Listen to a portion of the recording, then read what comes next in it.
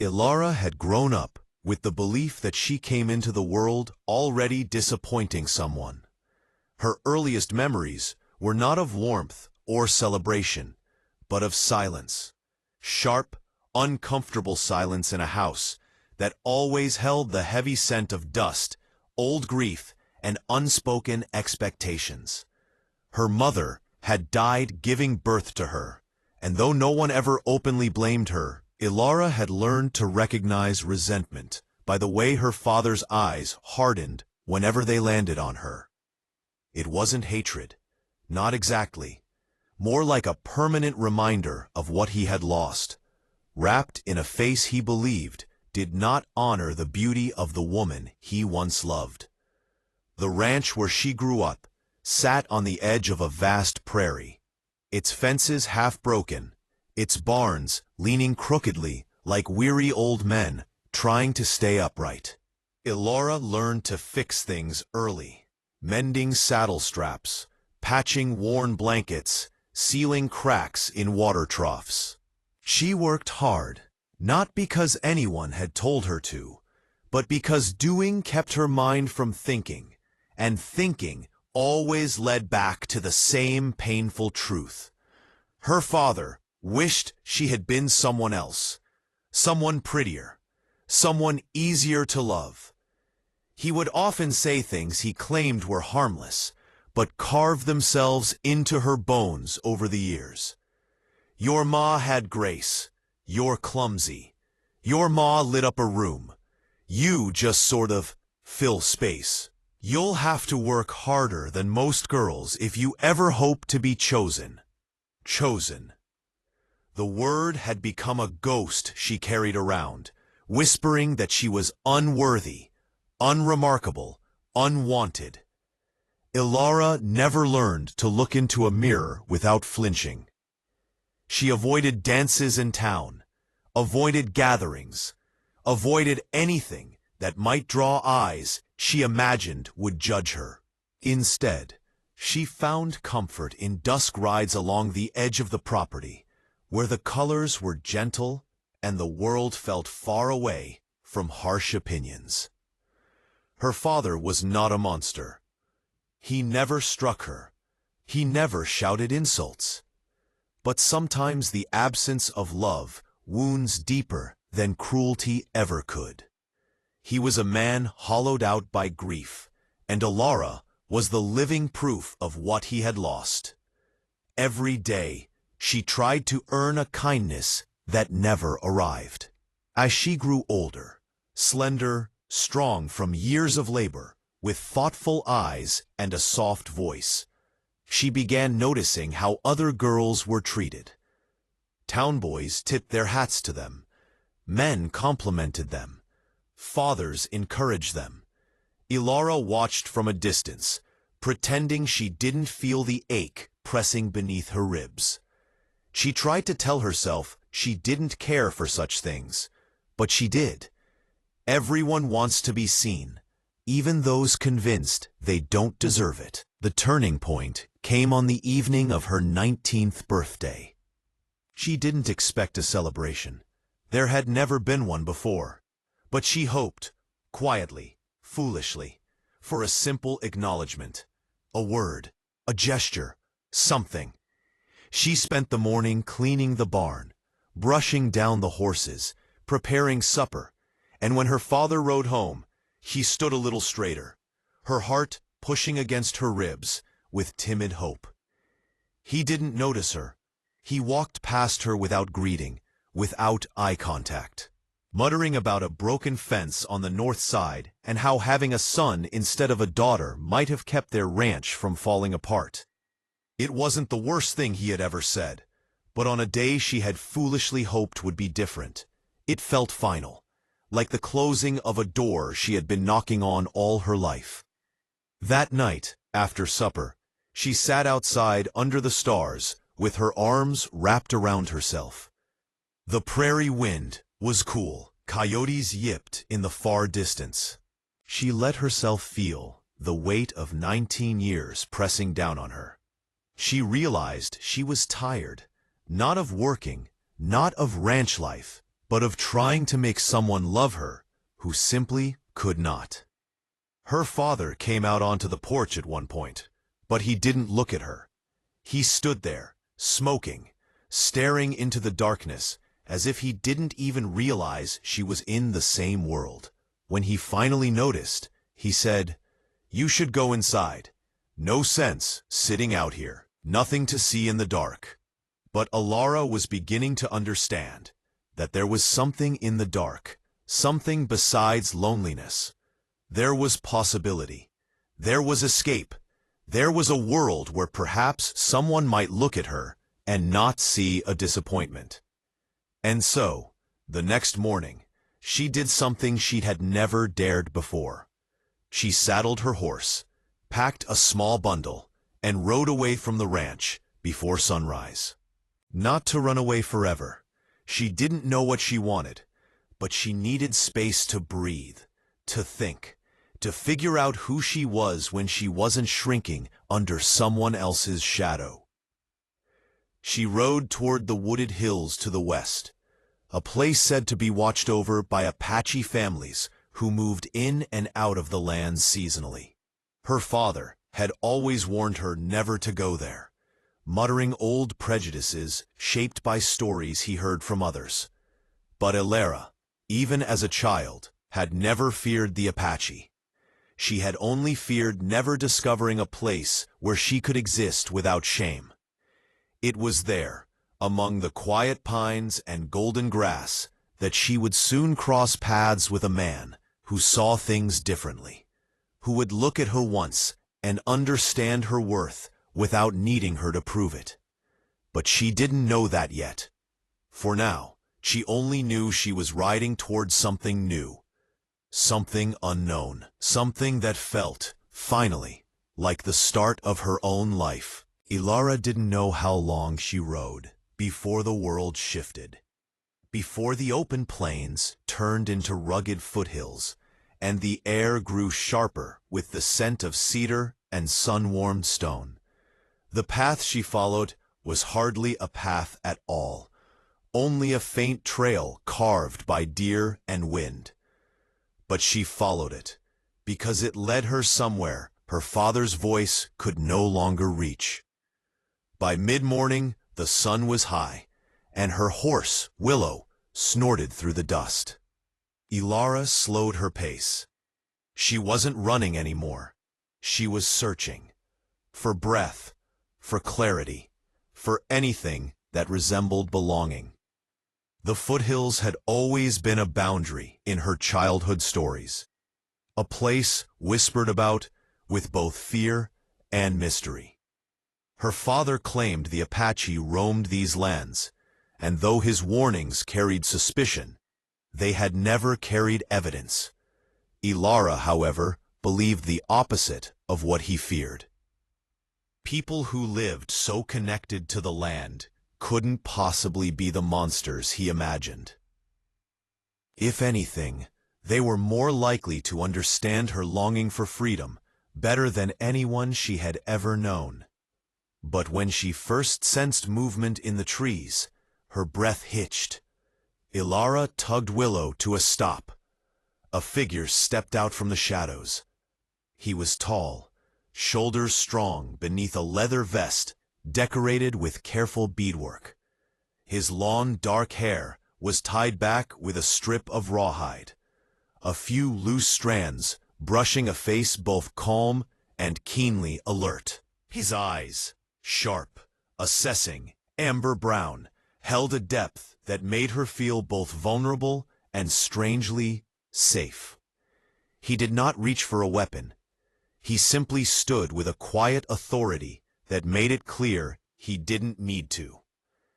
"Your horse is tired," he said after a moment, his English accented but fluent. His voice was steady, like someone who rarely spoke without purpose. Ilara swallowed. "I didn't realize I'd ridden this far." "You have," he replied. "Farther than someone rides without reason." His words made her tense. She didn't want to explain herself to a stranger, especially not one who could read her so quickly. "I'll turn back," she said, though she didn't move. The idea of returning home felt like stepping willingly back into a storm she had just escaped. The man watched her in silence, as if seeing the shape of her thoughts before she spoke them. "You don't want to," he said simply. "Your face shows it." That startled her, not because it was rude, but because it was true. For the first time in her life, someone was looking at her not with criticism or dismissal, but with understanding. He stepped closer, slow enough not to spook either her or the horse. "My name is Keone," he said. "I mean you no harm. You are in my people's land, but not unwelcome." His gentle certainty unraveled some invisible knot inside her. "I'm Alara," she managed, her voice barely above a whisper. Keone nodded once, acknowledging her name as though it mattered, as though she mattered. "Are you running from someone?" he asked. "No," she replied, then corrected herself. "Yes, maybe. I don't know." He raised a brow. That sounds like too much truth to be a lie. Despite her fear, a soft laugh escaped her. No one had ever made her laugh with honesty before. Keone looked her over, not the way town boys looked at women, but the way a hunter studied tracks, searching for story, not beauty. He noticed the dust on her dress, the tension in her shoulders, the way she held the reins too tightly. "You rode hard. You are upset," he said. Alara stiffened. The idea of being seen, truly seen, felt like standing naked in winter wind. She looked away, ashamed. "I'm not," she began. "You are," he said gently, "and there is no shame in it." Alara swallowed hard. No one had ever told her that. Keone motioned toward the nearby trees. "There is water. Let your horse drink. You should drink too." She hesitated. Trust didn't come easily to her, not when she'd spent her life expecting disappointment. But her instincts whispered what her mind feared to admit. This man was not a threat. So she followed him. The stream he led her to was small but clear, running over polished stones that shimmered beneath the sunlight. Willow drank eagerly. Alara knelt beside the water, cupping it into her hands, letting the coolness ground her. Keone stood a short distance away, arms crossed lightly, giving her space, but keeping a silent watch. His presence felt strangely protective. "You are alone," he observed quietly. "Not because you want to be, but because you think you must be." Alara's breath trembled. "How can you know that?" Keone considered his answer. "I was once a boy who thought he needed to carry everything by himself," he said.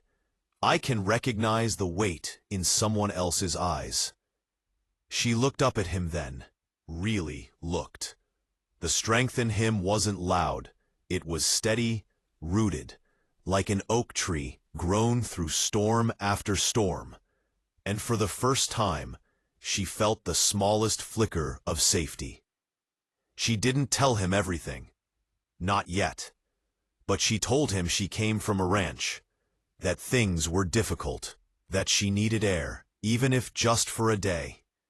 Keone listened, not interrupting, not judging. He didn't ask unnecessary questions or try to fix her problems. He simply gave her something she'd never received before. Attention, respect, presence. "You do not speak like others around here," she said cautiously. "I listen," he replied. "Most people hurry past what matters." His words warmed a place inside her she had long believed frozen. When she rose to leave, he said only, "If you ride this way again, I will see you, not as a burden, as someone with a story." Alara mounted her horse slowly, her heart beating with a strange new rhythm. As she turned to head back toward the plains, she found herself looking over her shoulder. Keone was still there, watching her. Not with possession or suspicion, but with recognition. And for the first time in her life, Ilara felt like she had been seen for something other than what she lacked.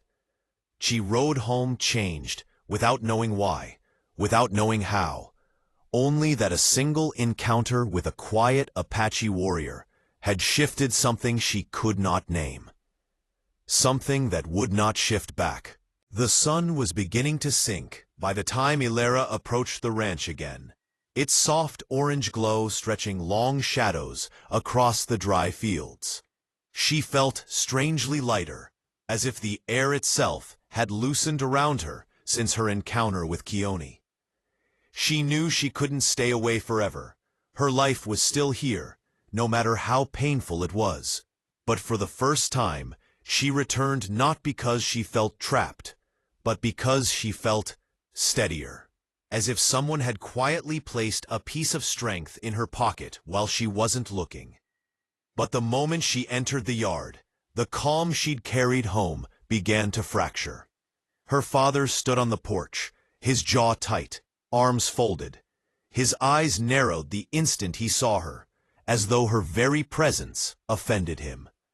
"Where in the hell have you been?" he snapped. Ilara's throat tightened. She had rehearsed several explanations on the ride home. None of them lies, none of them quite truths. But faced with his rising anger, every word fled her. "I needed to ride," she said softly, "just for a little while." "Needed to ride?" he repeated coldly. "While there's work to be done? While I'm left wondering if you finally run off like some useless stray?" The words should have hurt more than they did. After 19 years, cruelty loses its sharpness and becomes a dull, familiar ache. "I'm sorry," she murmured. "You always are," he shot back. He turned away from her then, shaking his head, muttering under his breath. Ilara dismounted in silence, leading Willow toward the stable. She was halfway there when a voice she didn't recognize drifted from around the corner. "You said someone could help me. Where is she?" Ilara froze. A stranger stepped into view, a man in his late 40s, rough-bearded, smelling of ale even from a distance.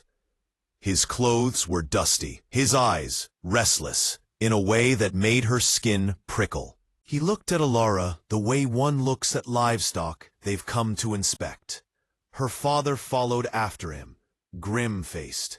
"There she is," he said flatly. "Ilara." Something cold crawled down her spine. The way the two men looked at each other, the way they looked at her, something was very wrong. "This is her?" the stranger asked, squinting. "Doesn't look like much." Ilara's breath stuttered. She felt the ground tilt beneath her feet. Her father shrugged. "She works hard. You said you needed help. She's all I've got." The stranger sniffed. "I ain't looking for charity. I'll take her only if the deal's worth it." "Deal." The words slammed into Ilara like a blow. "Pa," she whispered, horror rising in her chest. "What is happening?" Her father didn't meet her eyes. "I'm behind on the ranch payments," he said gruffly. "More than behind. Tom here's willing to take you on for a while in exchange for settling part of my debt." Tom gave her a greasy smile. "Don't worry, girl. You won't have to do much. Just keep the house, cook, warm the place up." "Stop." Ilara's voice shook violently. "Please, stop." Her father's jaw clenched. "It's not permanent." "You're giving me away," she choked. "I'm surviving," he snapped. "You want this ranch to fail? You want us homeless?" "Tom's offering help. I'm offering you a place to be useful." Useful. That word, sharp, familiar, hated, broke something deep inside her. Her voice trembled as she whispered, You're trading me like I'm livestock." Her father turned on her with more fury than she had ever seen in his eyes. "Better to be useful to someone than useless to me," he shouted. Silence crashed over the yard, thick and suffocating. Tom shrugged, impatient. "If she doesn't want to go, I don't want trouble." Her father's voice dropped, deadly quiet. "She'll go. She doesn't get to decide." Ilara felt something rise in her, something she had never allowed herself before. Not fear, not resignation, but a fierce, trembling defiance. "No," she said. Her father blinked, stunned. "No," she repeated, louder. "You don't get to do this to me. You don't get to treat me like I'm worthless, just because I don't look like her." It was the first time she had mentioned her mother aloud. Her father's face twisted. "You don't understand anything. You don't know what it's been like." "I know what it's been like for me," she said sharply, trembling. "And I won't spend another day being something you can trade away." Tom snorted. "She's more trouble than she's worth." Her father's face went red with humiliation. "Get out," he spat at Ilara. "If you won't help this family, then you're no daughter of mine." The words fell like a hammer. Not unexpected, but final. Ilara stepped back, her heart shattering in a quiet, painful way. She had always known he didn't love her, but hearing him say she was no daughter of his cleaved through every fragile hope she had ever carried. She mounted Willow with shaking hands. Her father didn't stop her this time. As she rode away, tears blurred the land in front of her, turning the world into a watercolor smear. She didn't know where she was going. She didn't know what waited ahead, but she knew where she wouldn't return. She rode toward the foothills, toward the only place where someone had looked at her like she mattered, toward Keone. Her father's ranch faded behind her like a bad dream she could finally wake from. Ahead, in the quiet wilderness, waited the first chance she had ever had to become her own person. And maybe, just maybe, to find someone who would treat her with the kindness she had been starved of her whole life. Ilara rode without direction, following instinct rather than any real path. The foothills rose before her like a sanctuary carved from stone and silence. Her tears had dried on her cheeks, leaving hot tracks that pulled at her skin each time she blinked. She didn't know if Keone would be there, or if he would want to see her again, but her heart, fractured and trembling, whispered his name with each beat. The higher she climbed, the calmer the land became. The heat softened, the wind gentled, the world seemed to hold its breath for her. By the time she reached the grove where she had met Keone before, dusk was stretching across the sky in purple brushstrokes. And he was there, standing near the stream, gathering water, his back to her. Ilara's breath caught. She wanted to dismount quietly and leave before he noticed. She didn't want to burden him, didn't want to be seen in her brokenness. But Willow let out a soft whinny. Keone turned. The moment his eyes found her, something in his expression shifted. Concern, recognition, and something deeper, something protective, flickered across his face. "You came back," he said quietly.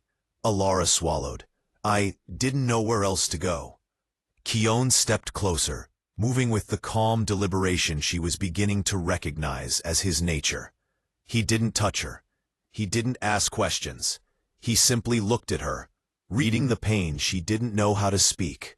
"You are hurt," he said softly. "Not physically, emotionally." She nodded, her throat burning. "Come," he said.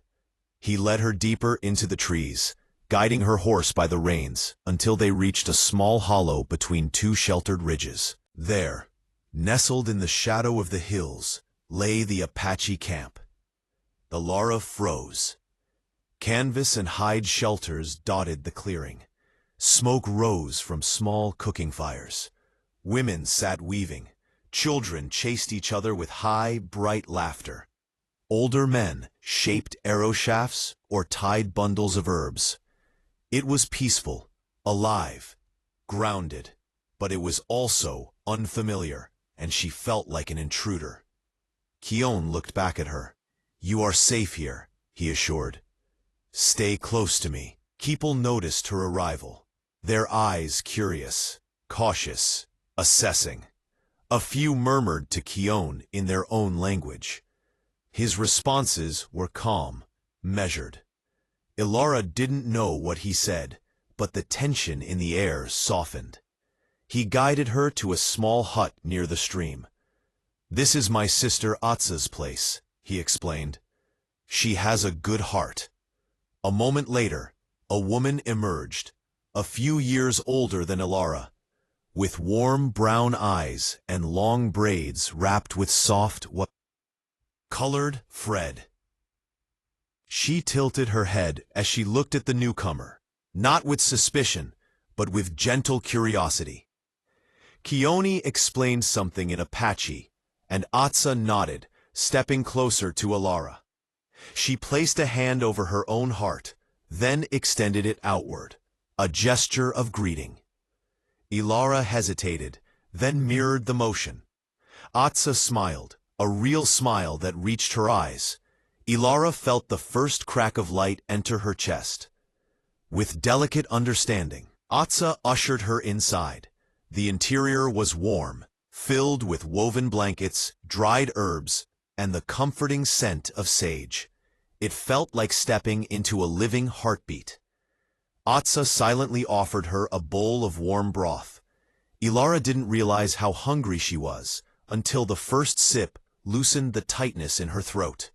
She ate slowly, her body trembling with both exhaustion and relief.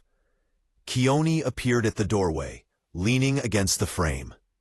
He watched her, with a softness that made her nerves hum. When she finished, he spoke gently. "You may stay here tonight, longer if you need." Ilara's eyes stung again. "Why are you being so kind to me?" Keone took a breath before answering. "Because kindness is needed most by those who have not known it." She looked away, overwhelmed. But Keone wasn't done. "You carry hurt that is not your fault," he said. "No one should bear that alone." The words fell into her like healing drops on parched earth. Later, after Atsa offered her a place to lay down, Keone stepped outside to give her privacy. Ilara lay on the woven bedding, staring at the shifting shadows cast by firelight. Her body ached from the emotional storm of the day, but her heart, though fragile, felt held, as if invisible hands had finally lifted some weight off her. In the quiet of the camp, voices drifted through the night. Laughter, songs, the rhythmic beat of a drum. The Apache community breathed as one, sharing space, work, and spirit. There was no hierarchy, no disdain, no coldness. Every person she saw earlier had purpose, and every purpose was respected. Ilara realized she had never before experienced a world where worth was not tied to beauty or obedience or usefulness.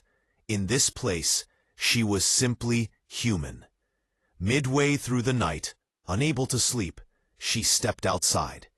Keone was sitting by a small fire, sharpening a knife with steady strokes. He looked up. "You should rest," he said softly. "I can't," she whispered. "Everything feels too heavy." Keone set the knife aside. "Sit with me." She did. They sat in silence for a long time, the fire crackling between them. The warmth soothed her trembling hands. Finally, she whispered, "My father tried to give me away." Keone's jaw tightened, eyes darkening with quiet anger. But he didn't interrupt. He didn't pry. He waited. "He said I was useless to him," she continued, "that I wasn't Enough. Her voice broke. Kione turned fully toward her. He is blind, he said with calm intensity. If he cannot see your worth, his eyes are the problem, not you. Ilara covered her mouth, tears spilling again, not from pain this time, but from the shock of someone defending her. You speak like you know me, she whispered. Kione held her gaze. I see you, he said simply. No one had ever said that to her. No one had ever meant it. The fire crackled between them, as if sealing the moment. Ilara realized then that the Apache camp, with its gentle order and warm humanity, was the first place she had ever felt safe. And Kione, the quiet warrior with observant eyes, was the first person who had ever made her feel valued. As the night deepened and the stars thickened above them, Ilara knew something with sudden certainty. She no longer belonged to the world she had left behind. Something new was beginning. Something fragile. Something precious. Something like hope. The days passed slowly at first, each one filled with small gestures of care, gentle work, and subtle learning. Ilara discovered a rhythm she had never known.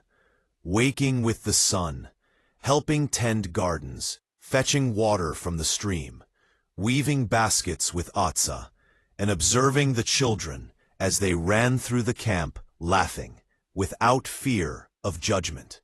Every task felt purposeful, every interaction meaningful. The constant was Kione, always near, though never overwhelming. His quiet presence, a steady anchor in a world that had previously seemed uncertain and hostile. At first, Ilara struggled with disbelief. This life, so different from the cold, dismissive reality she had left behind, felt almost impossible to inhabit. She was unused to being valued simply for who she was.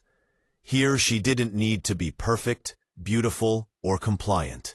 She was allowed to exist, allowed to breathe, allowed to make mistakes, allowed to grow. Kione noticed her hesitation, but he didn't push. Instead, he allowed her space to adjust, showing patience that she had never known before. His quiet competence and profound respect for others' boundaries made her heart ache in ways she couldn't yet name. He never minimized her experiences, never dismissed her fears, and never demanded more from her than she could give. He simply observed, guided, and encouraged her growth, offering a mirror to reflect the value he saw within her. One afternoon, as the golden sun slanted across the hills, Kione approached her while she worked with Atsa on repairing a small cart.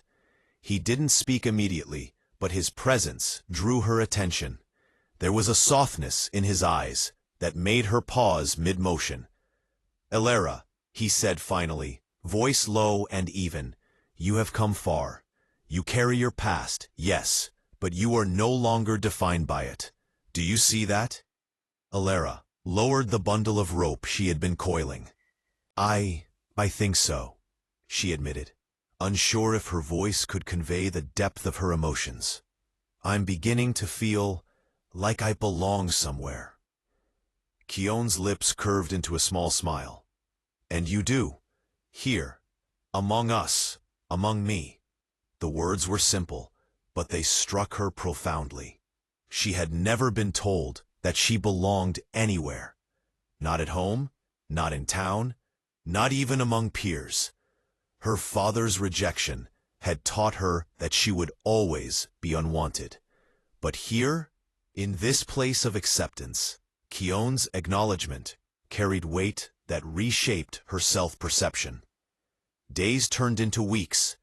Ilara learned Apache traditions, the ways of the land, the importance of communal responsibility, and the deep spiritual connection Kione's people maintained with the world around them. Every lesson, every small achievement, fortified her confidence. She began to see herself as capable, strong, and deserving of respect, not merely a shadow of someone else's expectations. Through these experiences, Keone became more than a guide. He became a companion.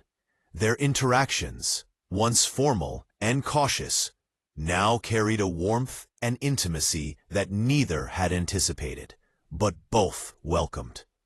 They shared laughter during mundane tasks, traded stories of childhood, and occasionally walked in silence, content simply to exist in each other's presence. With each passing day, Ilara discovered that her heart, long closed to hope and affection, was opening. The gentle rhythm of their lives together allowed her to imagine a future where she could be loved, not for what she looked like, but for who she truly was. One evening, as the camp gathered around the central fire, Keone invited Ilara to sit beside him. The children danced around them, their laughter ringing through the cool night air. The smell of cooking fires mixed with the scent of pine and earth, creating a sense of belonging that felt almost tangible. "Ilara," Keone began, his voice steady, "I have watched you grow these past weeks. I have seen the pain you carry and the courage with which you bear it. I have also seen the strength, kindness, and wisdom within you. You are not the girl your father judged. You are someone remarkable." Ilara felt tears prick at the corners of her eyes. She wanted to protest modestly, to deflect the praise as she always had with others. But the sincerity in his gaze made it impossible. You truly mean that?" she asked, her voice trembling. Keone nodded.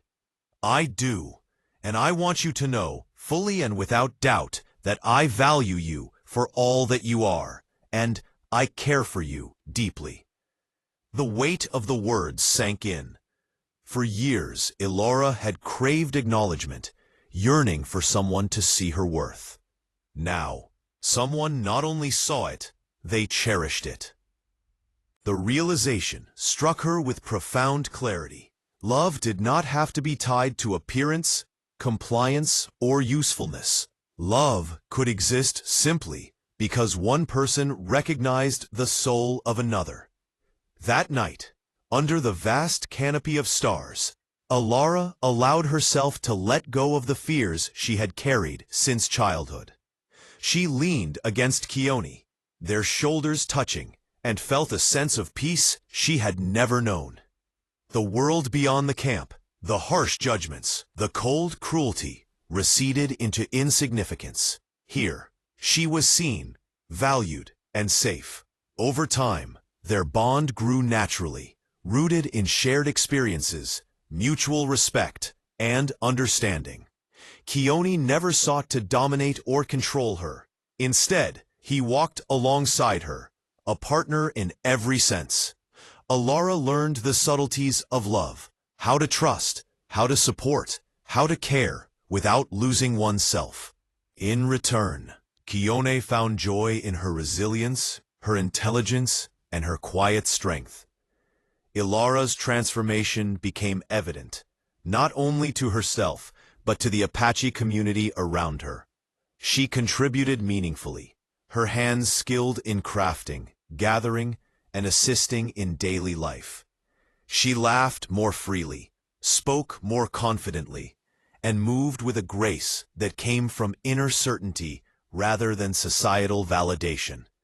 Finally, one morning, she stood with Keone on a hill overlooking the valley. The sun rose behind them, painting the land in golden hues. She breathed deeply, feeling the wind against her face, and realized she had left the pain of her past far below, in the shadow of a life that never truly saw her. "Keone," she said softly, "thank you for seeing me." He smiled, taking her hand in his. "And thank you, Ilara, for trusting me, for allowing yourself to be seen. They stood together in silence, two hearts tethered by understanding, acceptance, and love. Beyond the ranch, beyond the judgment, beyond the pain, they had created a new life together, one defined by equality, compassion, and freedom. Ilara knew she would never return to the world that had rejected her. She no longer needed validation from those who could not see her worth. She had found it here, in the quiet strength of a man who loved her wholly, in the community that nurtured her soul, and in herself. In the quiet light of dawn, surrounded by people who embraced her existence, Ilara finally understood the true meaning of belonging. She was loved, not because of what she looked like or what she could do, but because she was. And in that love, she discovered the life she had always deserved. Her father's rejection was no longer a shadow over her. It was a distant memory, replaced with warmth, purpose, and the profound knowledge that she had found a home where her heart could flourish. And with Keone by her side, she knew that whatever challenges came, she would face them as herself, fully seen and fully loved.